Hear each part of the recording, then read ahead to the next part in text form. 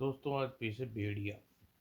शहर की भीड़ से दूर पहाड़ी के दामन में अपने फार्म हाउस में कुछ रोमांस प्रिय परिवार बसे हुए थे। यह लोग शौकिया खेती बाड़ी और मुर्गी पालन वगैरह करके अपना जीवन काट रहे थे।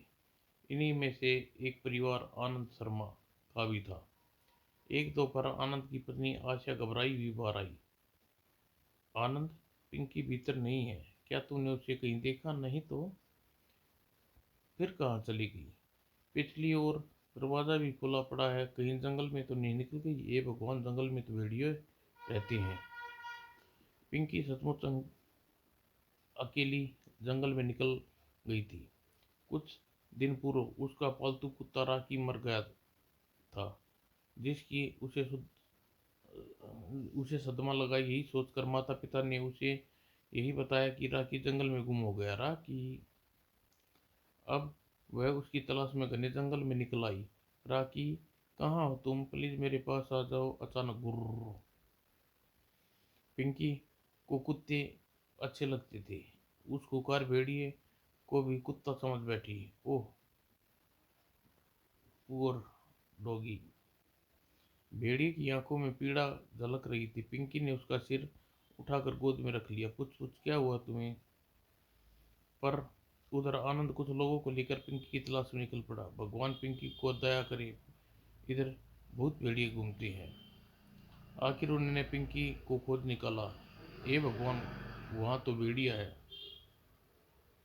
पिंकी ने उन्हें लोगों को देख लिया था। पापा देखिए, बिल्कुल मेरे जैसा राकी डॉगी। नहीं पिंकी, वहां से हट जाओ, वह कुत्ता नहीं, भेड़िया है। ओ आनंद, कुछ करो, मेरी बेटी को मार देगा। मैं उसे शूट कर देता हूँ। ऐसी गलती मत करना आनंद, गोली पिंकी को भी लग सकती है। फिर क्या करूं? भेड़िया हरकत नहीं कर रहा। वह एक आदमी पिंकी के करीब जाए। मैं जाता हूँ। आनंद के करीब जाते ही वे भी भेड़िए में हरकत नहीं थी। वह अन्य भेड़िए से भिन्न है। शायद कुछ गड़बड़ है इसके साथ। निकट बैठते ही आनंद को पता चला भेड़िया घायल है। अरे यह तो घायल है, इसे बाहर निकालता हूँ। पिंकी के साथ मिलकर भेड़िए को बाहर निकाला। उसकी टांग में किसी शिकारी ने गोली लगी है। ओ पापा, कुछ करो, देखो कितना खून बह रहा है। भेड़िया की पीड़ा और पिंकी की जिद देखकर आनंद ने एक विचित्र निर्णय लिया। इसे फार्म हाउस पर ले चलो, मैं इसके घाव का इलाज करूंगा। फार्म हाउस के स्ट्रांग रूम में भेड़िए की जगह दी गई। आनंद तथा पिंकी के इलाज से में जुट गई। बहुत कष्ट है ना, ठीक हो जाएगा। 10 दिनों के इलाज के बाद भेड़िया एकदम ठीक हो गया। आश्चर्य की बात यह है कि पिंकी से बहुत चाहने लगा।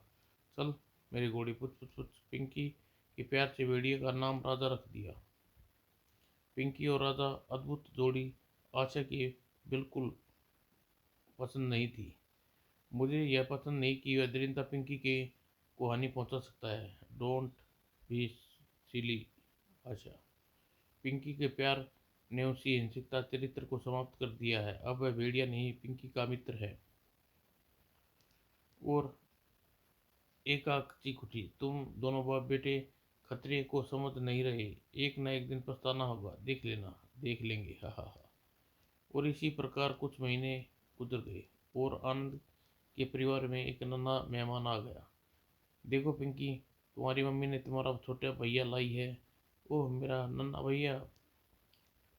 राजा भी नए मेहमान से भेंट करा देते आगे बढ़ा।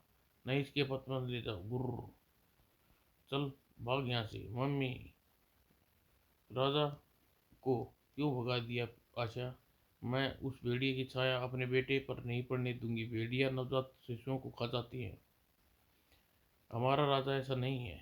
हाँ मम्मी, राजा तो भैया को प्यार करेगा। चुप करो तुम दोनों, बस भेड़िए को मेरे बेटे के निकट नहीं आएगा। उसी दिन आशा राजा के कमरे में जाने पर प्रतिबंध लगा दिया। और एक दिन सुबह बाथरूम से निकली। ओह, ये यहाँ कैसे आया? बचाओ बचाओ आनंद, पिंकी देखो वह दरिंदा। क्या हुआ आशा? वह दरिंदा मेरे बच्चे को खाने के लिए आया था आनंद। तुम्हें गलतफहमी हुई है आशा। दरवाज़ा खुला था, देखकर राजा यूं ही भीतर घुसाया हुआ। तुम्हें मेरा यकीन नहीं आएगा, अपने बेटे को खो दोगी। किसी को अपनी बात न मानते देख आशा पैर पटक कर चली गई। मेरा नन्ना भैया। इस घटना के कुछ दिन बाद एक दोपहर अचानक राजा दौड़ता हुआ आया। मेरा बच्चा। राजा रुक जाओ, रुको रुको। और आनंद तेजी से आवाज सुनकर राजा ने मुन्ने को घास में पर रख दिया। मेरा मुन्ना। देख लिया, वह दरिंदा मुन्ने को खाना चाहता था। यह बात नहीं है आशा, देखो, इस इसके नुकीले दांतों से मुन्ने को घायल नहीं किया, सिर्फ उसके साथ खेलना चाहता है। आशा को आनंद ने समझा दिया कि, लेकिन रात को स्वयं सोच में डूब गया। राजा वास्तव में जानवर है।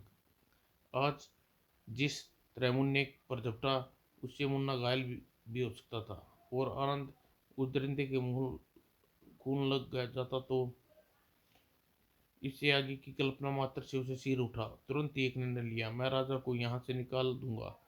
एक आध दिन मैं पिंकी के लिए शहर से कुत्ता ले आऊंगा, फिर वह राजा के खोने का दुख नहीं करेगी।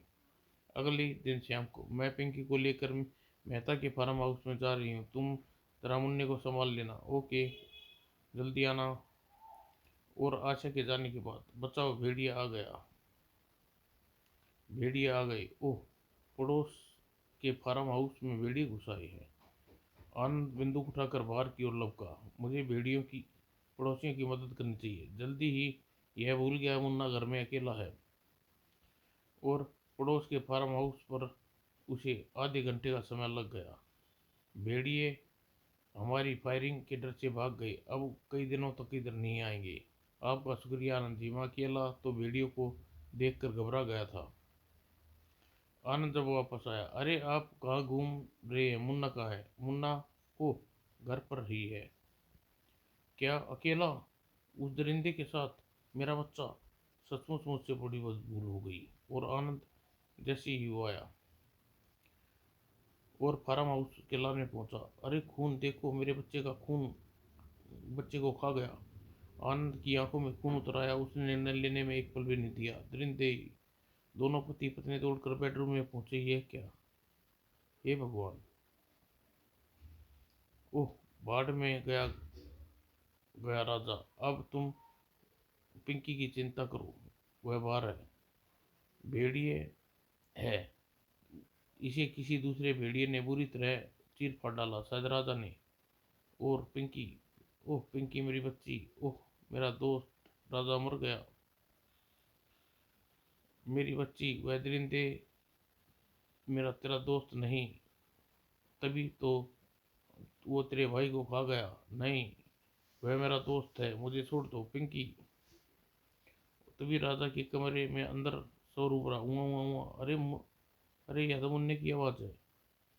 आपने राजा को क्यों मार डाला पापा? मैं मुन्ना राजा के कमरे में मौजूद है। अच्छा अच्छा।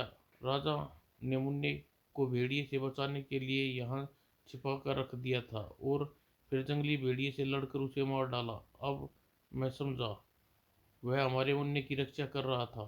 हे भगवान! आपने राजा को क्यों मार दिया? दरिंदा हूँ, इसलिए उसे मासूम की जान ले ली।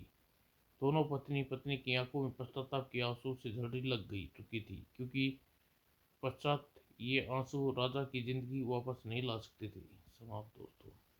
पश्चाताप की